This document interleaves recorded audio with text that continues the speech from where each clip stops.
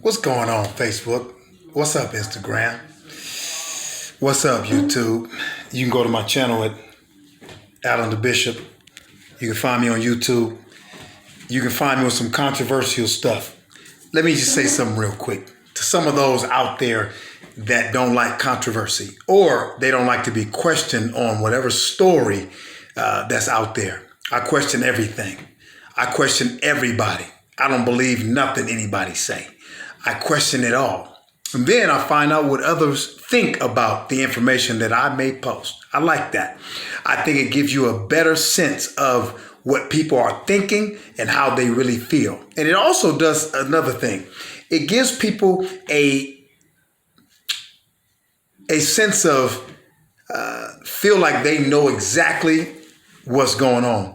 And the truth is, we don't really know anything. The facts are the facts. And this is the problem. There are facts on either side of the story. See, I was raised where my mother said there's always two sides to the story. If I ran into the house and said, "Oh, Mama, Zoe, Chris, they punched me in both my eyes and slammed me on the back of my neck," okay? My mother would jump up, run outside, and start beating my brothers up, my older brothers. Real gangsters, not these fake video gangsters you see. I mean some real gangsters out there. And they'd be like, "Mama, what we do? What we do?" Now, this is just an analogy, but it kind of happened a few times. My mama jumped up, "Why you messing with my baby?" Beat them down before she ever got the evidence. What happened was, they told me to get away from them because they not playing with me. I'm too little. And they maybe pushed me and I fell. And when I fell down, I tripped and I hit my head. But I went in and said they punched me, they choked me, and then they body slammed me on the ground. Now, my dad would say, "You better find out what happened before you start just beating on everybody." So my dad was right. Catch the lie. What's truth? Let's get to the bottom of the truth. Let's be controversial. That was weird. But my mother would say, no, they did that to my baby. They did it to him. Another story. My little brother, Steven. If he came in the house and said that I pulled a gun on him and shot him in the shoulder, my mother would beat me down first and then figure out I didn't even have a gun. I love my mom. My mom is in heaven right now, praising the Lord himself right now. But I want to say that because there are a lot of people that believe in a lie before they find out the truth. And I'm talking about with every story.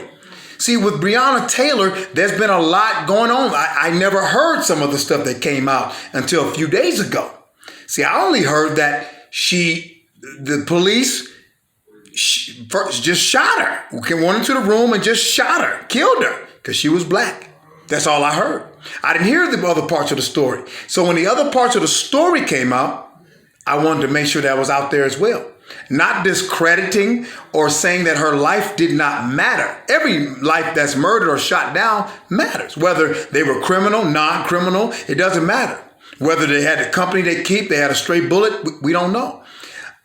From what it looks like, the cops were shooting inside her apartment and were shooting at her boyfriend at the time that had shot at them because he said that, he didn't know who was coming in the house. Okay, I don't know what happened. I wasn't there.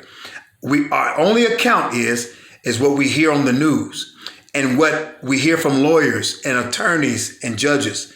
See, we really don't know. We know what lawyers will do. There's a criminal defense, and then there's the other lawyer. Okay, and I'm forgetting that. Forgive me. It's late.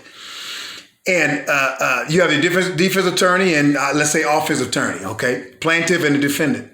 And they have to both come up with a story to get their plaintiffs or their clients off. Free, locked up or free. And so the story is whatever is written down on paper and what they said, whatever that was recorded, there was a lot of different things going on there. This just does not justify police killing this woman. What it justifies is there are always two sides to the story.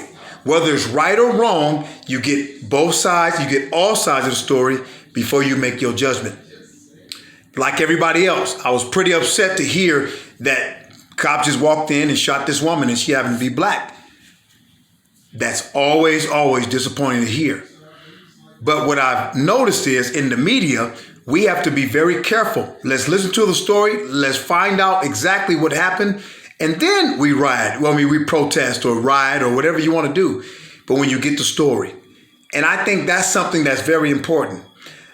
Normally I would be on my podcast tonight, but because of things that's going on right now, I've had to relocate. And so I'm getting my basement ready. And I'm really talking about my basement. It's a real basement. And so I want to tell those that are been asking me about my podcast, we will have one Tuesday. And so you guys will see Take It to the Throne. And yes, just before I let you go, it is very controversial. See, whenever you tell somebody you're a minister or you're a Christian, they automatically believe you're some of these, what I call weak, poor, meek. No, not meek, because meek is a strong word. I'm going to use the word weak. Non-involved Christians that have not read the Bible. They have not read the scripture. They don't know what the scripture means. They don't know what it says. They don't understand that the scripture means business. And when you are a believer, you have to operate in every element, in every level. That's humility. That's to be humble. That's to be violent spiritually. Also, if it comes to protecting your family and what's yours, you also will do that as well.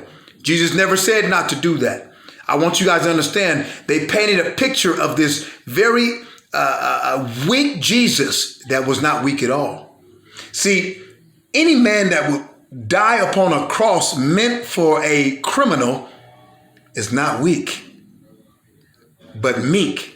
And meek is to have power and not display it. So I want you guys to understand, when you see me as a minister, you see me as a speaker of the gospel, I speak on every level, not just, this love. That's the key. Love is the key. But discipline is love. See, some of y'all don't believe that. Discipline is love. It says it in the Bible. See, there's all kinds of things that you guys have not read. You have seen too much television, and somebody has preached a lie to you that believers are supposed to lay down and take it from the back. Yeah, I said it. We don't. And I'm going to tell you right now, we are not a welcome mat either. I'm going to tell you what's real. What's real is when you read the scripture and you know what the Bible say, listen to me. The kingdom of heaven suffereth violence, and the violent, we take it by force. I want to say God bless you guys, and I hope you have a great weekend. I see you on Take It to the Throne. You can see us on iHeartRadio, on the Podbean, on the Google Podcast. You can see us on iTunes. All you got to look up is Take It to the Throne, Alan the Bishop. God bless you, and I hope this message did some good. I'll see you next time. I'm out.